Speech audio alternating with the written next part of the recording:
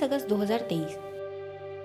20 साल का शिबली सादिक हृदय ने अपनी मां नाहिदा अख्तर को फ़ोन किया। मां ने जैसे ही फ़ोन उठाया तो उन्हें अपने बेटे शिबली की आवाज़ सुनाई दी, पर उसकी आवाज़ काफ़ी सहमी हुई थी।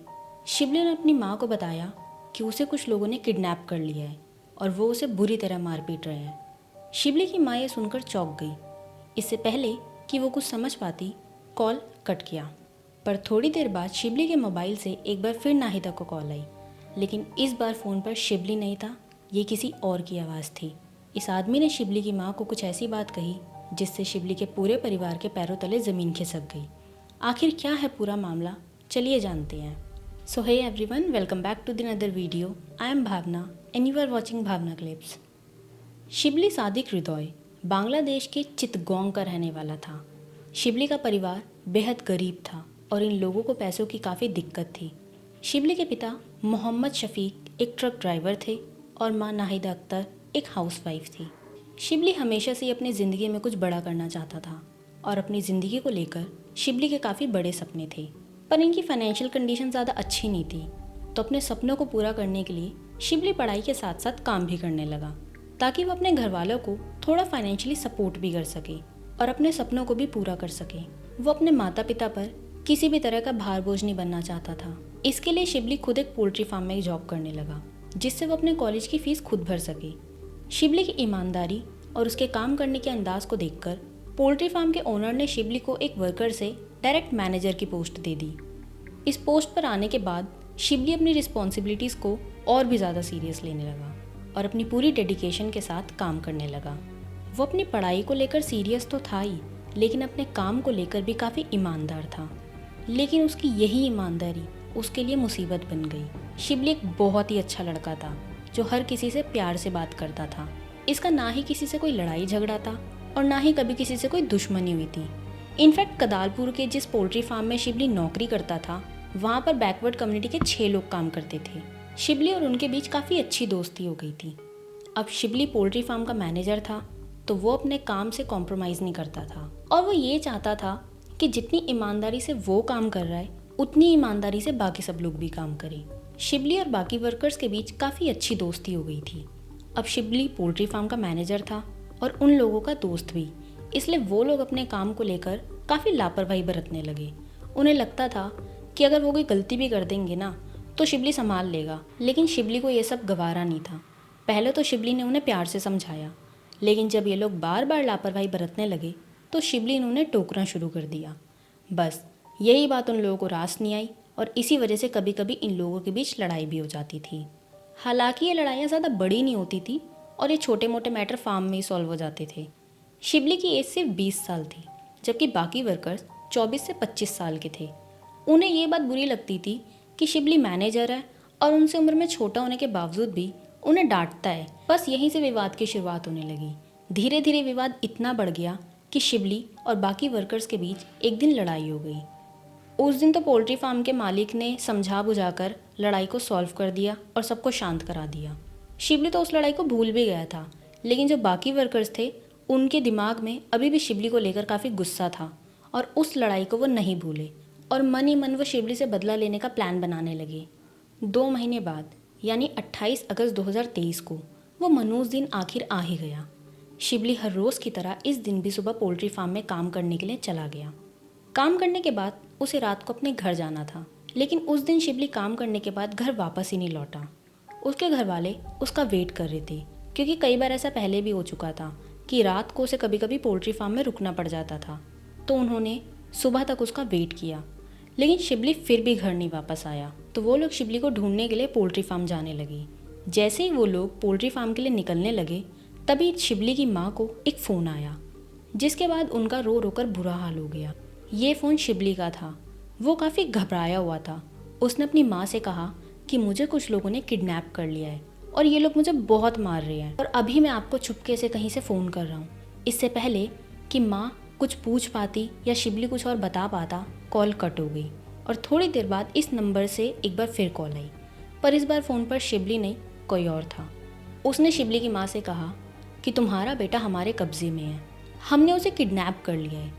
अगर तुम उसकी सलामती चाहते हो तो दोबारा कॉल मत करना और पुलिस को तो बताने की सोचना भी मत। अगर तुमने पुलिस को बताया तो तुम अपने बेटे से हाथ धो बैठोगे। उसके बाद किडनैपर ने कहा कि अगर तुम्हें शिबली जिंदा चाहिए तो तुम 15 लाख टका का इंतज़ाम कर लो। वैसे टका जो है वो बांग्लादेश की करेंसी है। हम लोग आपको पैसे का इंतज़ाम होने के बाद कॉल करेंगे। पैसे कब और कहाँ लाने हैं ये भी हम आपको पैसों का इंतज़ाम होने के बाद बताएंगे। ये सुनते ही परिवार चौंक गया। ये लोग बेहद गरीब थे, मुश्किल से तो अपना गुजारा कर पाते थे, लेकिन बात बेटे की थी, इसलिए परिवार पैसे जुटाने में लग गया। किडनैपिंग के 3 दिन बाद भी ये लोग इतनी रकम जमा नहीं कर पाए। फिर 3 दिन बाद यानी कि 31 अगस्त 2023 को एक बार फिर किडनैपर का फ़ोन आया। शिबली के फादर ने किडनैपर से विनती की कि फिरौती की रकम थोड़ी कम कर ले। किडनैपर भी शिबली के परिवार को अच्छे से जानता था, इसलिए उन्होंने एक समझौता किया और फिरौती की रकम 15 लाख टका से घटाकर 2 लाख टका कर दी।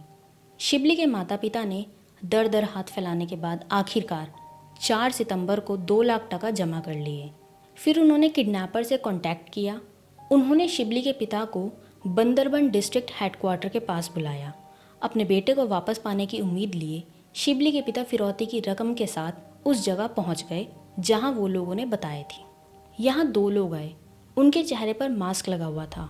उन्होंने शिबली के पिता से पैसे लिए और वहाँ से जाने लगे। शिबली के पिता ने पूछा कि उनका बेटा कहाँ है। किडनैपर्स ने कहा कि तुम घर जाओ और तुम्हारे घर पहुँचने से पहले शिबली घर पहुँच जाएगा। शिबली के पिता जैसे ही घर पहुँचे तो उनके होश उड़ गए, क्योंकि शिबली यहाँ था ही नहीं। उन्हें लगा शायद किडनैपर्स उसको छोड़ने में थोड़ी देर लगाएंगे, लेकिन फिर भी शिबली घर नहीं पहुँचा।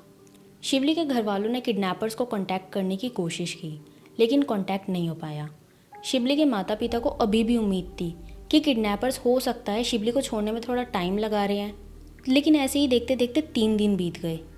4 सितंबर को इन्होंने किडनैपर्स को पैसे दिए थे, लेकिन 7 सितंबर तक भी शिबली घर नहीं पहुंचा था। तो इन लोगों की उम्मीदें टूट गई और आखिर में हार कर परेशान होकर माता पिता 7 सितंबर को राउजन पुलिस स्टेशन पहुंचे। यहाँ उन्होंने पूरी बात पुलिस को बताई। पुलिस ने कहा कि आपने ये मामला पहले क्यों नहीं दर्ज करवाया। शिबली के पिता ने कहा कि किडनैपर्स ने धमकी दी थी कि अगर हम पुलिस के पास गए तो वो हमारे बेटे को मार डालेंगे। पुलिस ने मामला दर्ज करके जांच शुरू कर दी।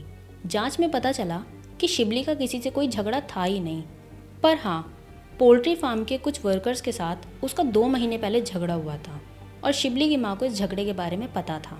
इसलिए उन्होंने शिबली के साथ काम करने वाले पोल्ट्री फार्म में 6 वर्कर्स के खिलाफ अपना शक जताया और उनके खिलाफ मामला दर्ज करवाया। इसी आधार पर पुलिस ने पोल्ट्री फार्म के 6 वर्कर्स को पकड़ लिया। इसमें युमोगचिंग मारमा मेन आरोपी था। शुरुआती पूछताछ में तो वो लोग अनजान बने रहे, लेकिन जल्द ही पुलिस के सामने इन लोगों की हिम्मत टूट गई और उमोगचिंग मारमा ने बताया कि उसने अपने 5 और साथियों के साथ मिलकर शिबली को किडनैप कर लिया है। पहले इन सब की अच्छी दोस्ती थी, लेकिन 2 महीने पहले हुए विवाद की वजह से ये दोस्ती दुश्मनी में बदल गई और उमोगचिंग ने अपने साथियों के साथ मिलकर शिबली से बदला लेने का ठान लिया। 2 महीने की प्लानिंग के बाद आखिरकार 28 अगस्त को इन लोगों ने मिलकर शिबली को किडनैप कर लिया।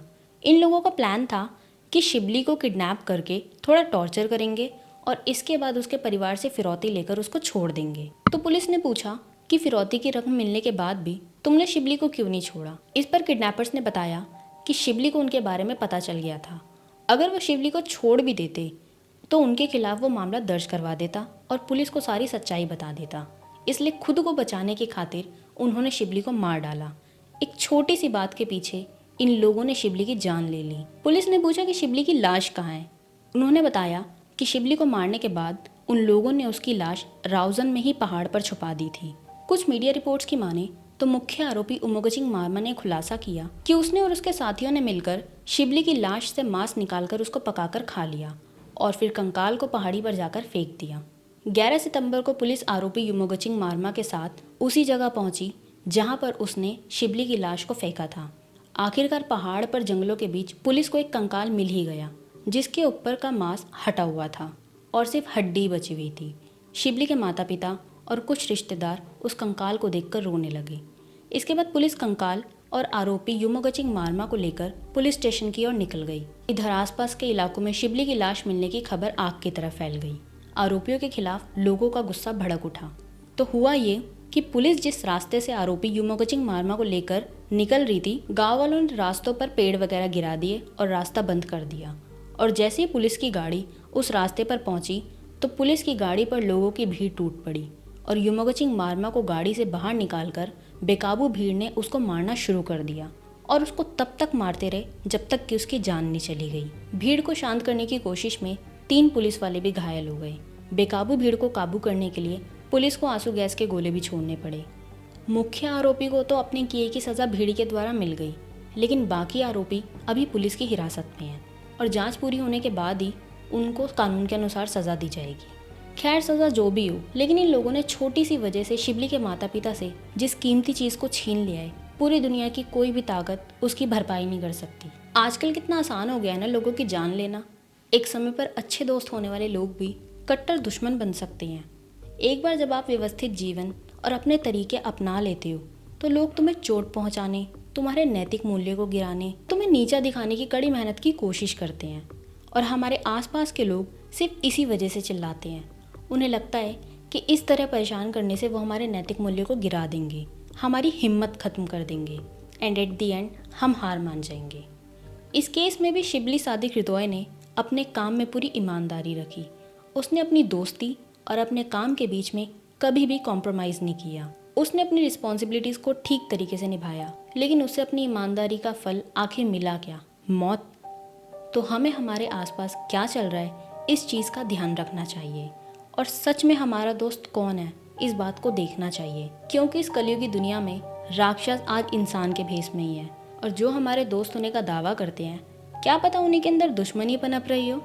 सो गाइज, मिलते हैं एक और नई वीडियो में। चैनल पर नया तो चैनल को सब्सक्राइब कीजिए, वीडियो को लाइक करो और इस पूरे केस को लेकर आपके क्या व्यूज़ हैं हमें कमेंट सेक्शन में ज़रूर बताएं।